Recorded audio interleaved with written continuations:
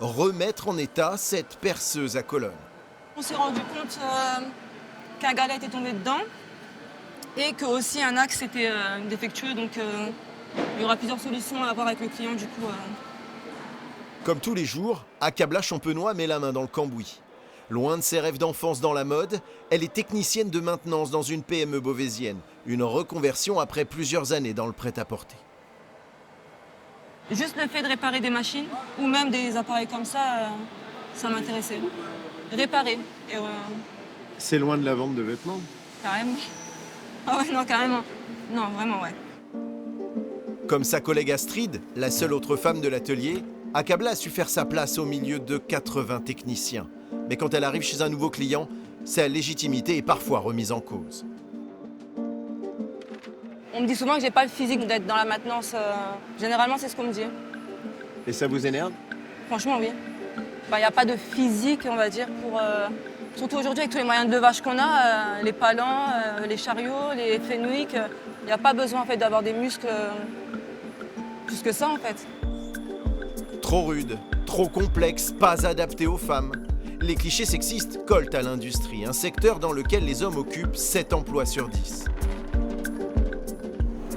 Freddy, on est bon aussi? Isabelle Bertin n'a jamais regretté ce choix de carrière. Elle occupe le poste de coordinatrice de ligne chez un équipementier aéronautique. Steph, c'est bon pour toi? T'as tout ce qu'il te faut? Je suis tombée dans l'industrie, un peu comme Obélix est tombé dans son chaudron, et ça m'a tout de suite passionnée. C'est un métier qui bouge tout le temps, il y a de l'innovation en permanence. Isabelle débute dans les années 90 avec un CAP et un BEP en comptabilité et administration.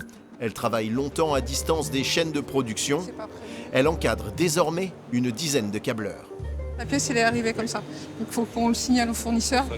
La queue pour pouvoir remonter son Ok, derrière. ça marche. On a fait beaucoup de progrès parce qu'à l'époque, c'était quand même très sectaire. On mettait les hommes à l'industrie, les femmes dans les bureaux. Aujourd'hui, ça a changé. Au niveau des coûts, on a eu des chiffres ce matin. Moi, j'ai toujours aimé le terrain. Donc même si mon poste était plus ou moins cantonné à de l'administratif, de moi-même, je passe mon temps sur le terrain. Il faut oser, il faut sortir de son confort, il faut aller. Et si on ne vous donne pas la possibilité, il faut la prendre. Valérie Neumann en sait quelque chose. Croire en ses compétences, ne pas craindre de changer d'emploi pour évoluer, des évidences pour cet ingénieur de 37 ans élevé dans l'excellence et la confiance en soi.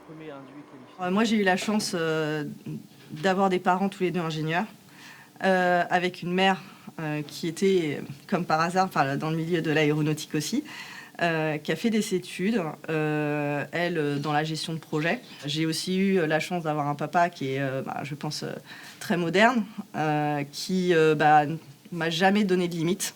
Il m'a toujours dit que si c'est ce que je voulais faire, je pouvais le faire. Il faut éduquer aussi, je pense, les filles, de dire vous pouvez aussi autant que les hommes, vous avez le droit à ça. Depuis quelques semaines, Valérie joint les actes à la parole.